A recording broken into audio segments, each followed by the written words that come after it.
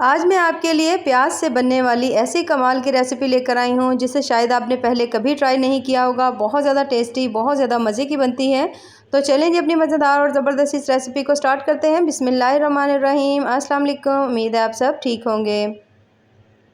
तो सबसे पहले तो मैंने ले लिए यहाँ पर एक अदद बोल के अंदर मैं डाल रही हूँ 2 कप मैदे के। ठीक है, अगर आप चाहें तो यहाँ पर मैदे की जगह घर का आटा भी यूज़ कर सकते हैं, लेकिन आजकल जो गंदम है वो नहीं है तो उससे रोटी इतनी अच्छी नहीं बनती, तो इसलिए यहाँ पर मैंने मैदे का यूज़ किया। अगर आप चाहें तो 1 कप मैदा और 1 कप ये जो गंदम का आटा है ना, ये दोनों आप ले सकते हैं। ठीक है, 1-1 कप दोनों को लेके मिलाकर भी आप बना सकते हैं।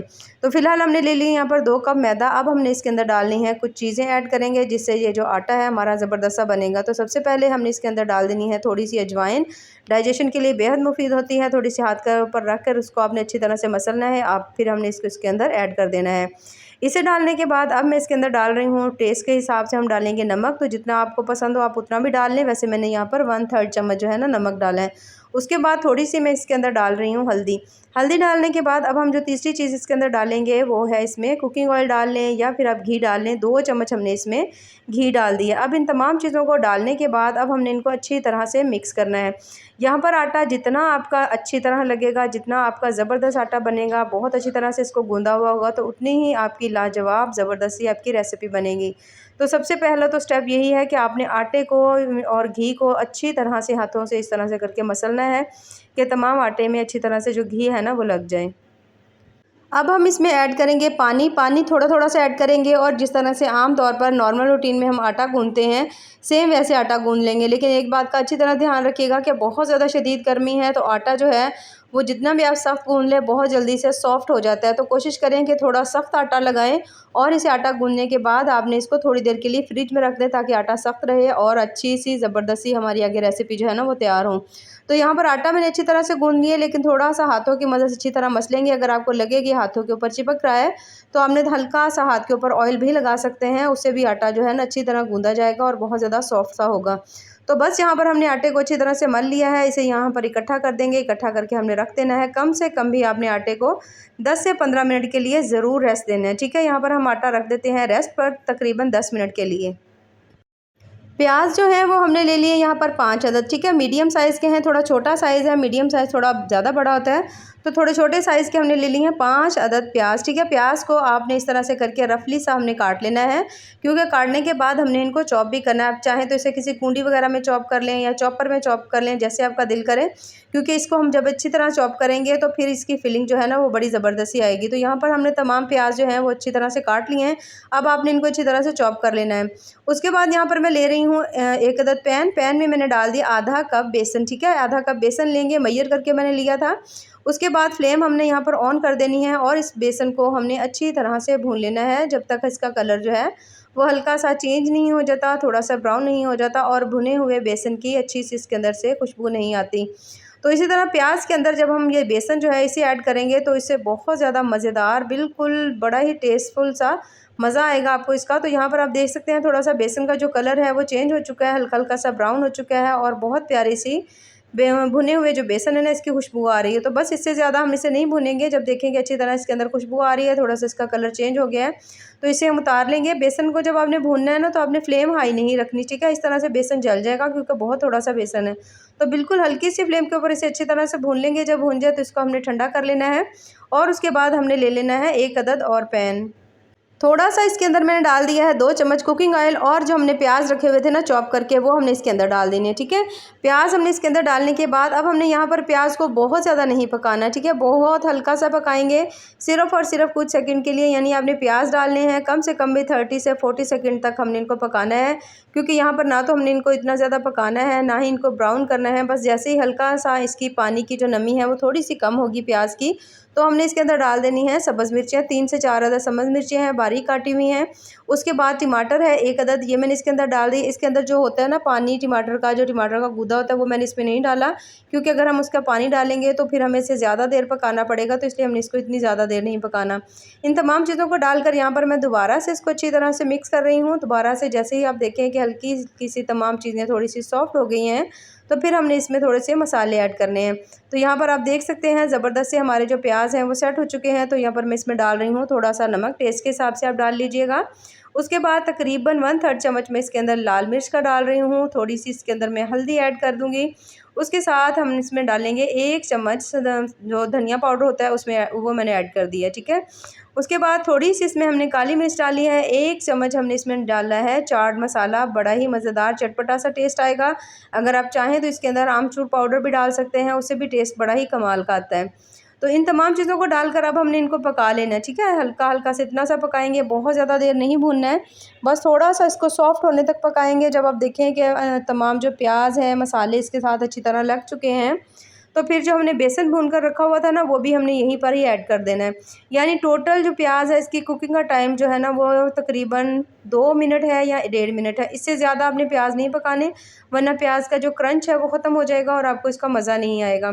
तो जो भुना हुआ बेसन था अब हम इसे वो जो बेसन था वो हम इसके अंदर ऐड कर देंगे सारे का सारा।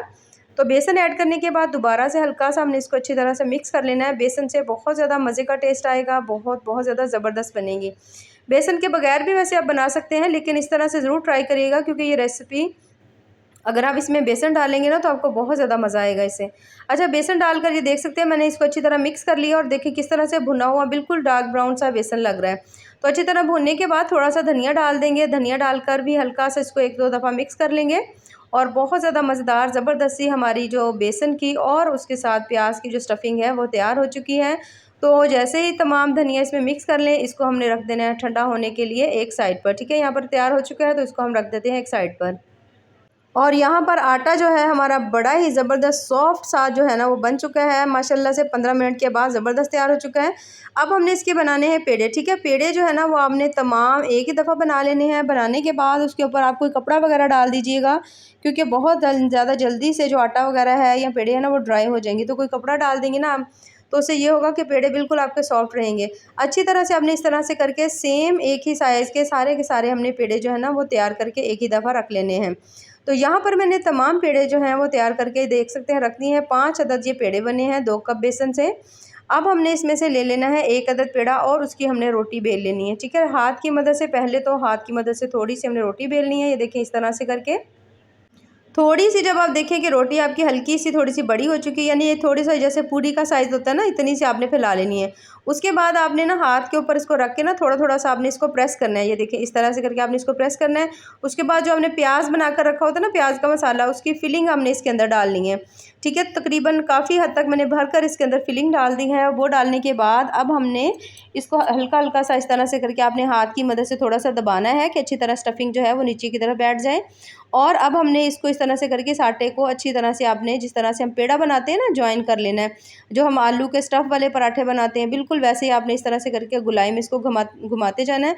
और ये जो आटा है ना एक्स्ट्रा, ये नहीं हमने उतारना, बल्कि इस तरह से करके आपने इसके ऊपर ही ऐसे करके आपने इसको फिक्स कर देना है। उसके बाद एक दफ़ा हाथ में इस तरह से करके पेड़े की तरह घुमाएंगे और ज़बरदस्त सा माशाल्लाह से देख सकते हैं किस तरह से ज़बरदस्त सा ये बन चुका है। पेड़ा हमारा तैयार हो चुका है। तो अब हम इसको लगा लेंगे थोड़ा सा सूखा आटा, ठीक है।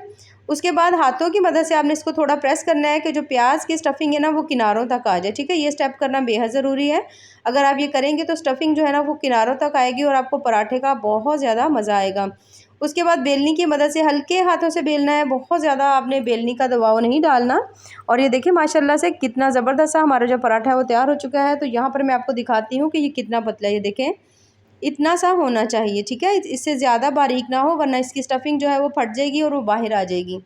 तो पैन हमने यहाँ पर कर लिया है जनाब गरम और हम पैन के अंदर डाल देंगे अपना ज़बरदस्त सा पराठा। आप देख सकते हैं पैन के अंदर मैंने कोई घी नहीं डाला, बल्कि आप ऐसे ही जब पराठे बनाएंगे ना तो आपके पराठे बहुत ज़्यादा फूले हुए ज़बरदस्त से बनेंगे।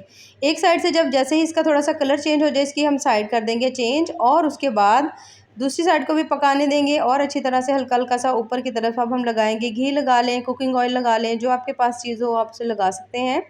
और उसके बाद इसकी हमने साइड चेंज कर देनी है और माशाल्लाह से बहुत ज़्यादा मज़ेदार ज़बरदस्त सा हमारा प्याज का जो पराठा है वो तैयार हो चुका है, जो कि बहुत ज़्यादा टेस्टी बहुत ज़्यादा मज़े का बना है। सेम दूसरी साइड को अच्छी तरह कुक होने देंगे, साइड चेंज करेंगे और माशाल्लाह से देख सकते हैं कितना कमाल का प्याज की स्टफिंग वाला पराठा जो है तैयार हो चुका है। अब मैं आपको बताती हूँ कि अगर आपसे उस तरह से अच्छी तरह फिलिंग नहीं हो तो आप कोई भी नीचे चीज़ रख सकते हैं, कोई डोंगी वगैरह रख सकते हैं, नहीं तो ऐसे ही आप इसको इस तरह से रख कर छोटी सी रोटी बना लें।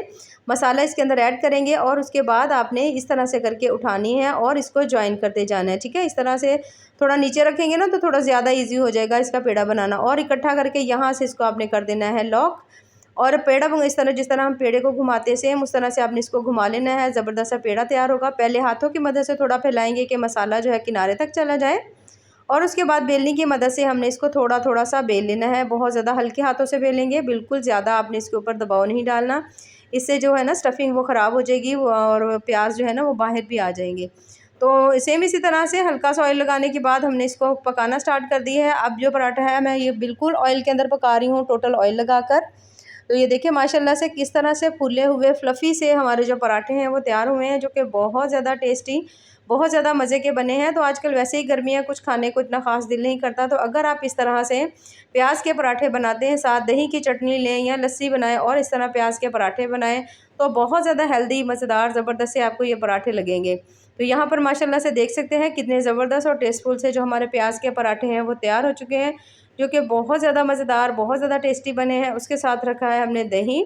तो ऐसे ही मज़ेदार ज़बरदस्त सी रेसिपीज़ के लिए हमारे चैनल का विज़िट ज़रूर करते रहें। आज जो हमने प्याज के पराठे बनाए, आप यकीन करें ये इतने ज़्यादा क्रिस्पी, क्रंची, टेस्टफुल बने हैं कि बहुत ज़्यादा आपको मज़ा आएगा जब आप इन्हें बनाएंगे और खाएंगे। आम तौर पर हम जो प्याज के पराठे बनाते हैं उसमें सिर्फ़ और सिर्फ प्याज डाला जाता है, लेकिन इसके अंदर जब हमने बेसन डाला है तो उससे इतना ज़्यादा कमाल का इसका टेस्ट आया है कि आपका दिल खुश हो जाएगा। यहाँ पर ये देखें, मैं आपको करीब से दिखा रही हूँ माशाल्लाह से कितना क्रिस्पी क्रंची सा हमारा पराठा बना है। और इसकी आप स्टफिंग चेक करें, माशाल्लाह किस तरह से फुल स्टफिंग है इसके अंदर, काफ़ी ज़्यादा हमने इसके अंदर भर भर के स्टफिंग की हुई थी। तो बस दही के साथ लगाएं, एंजॉय करें। इसी तरह की रेसिपीज़ के लिए हमारे चैनल का विजिट ज़रूर करते रहें। बाकी दुआओं में याद रखिए। अल्लाह हाफिज़।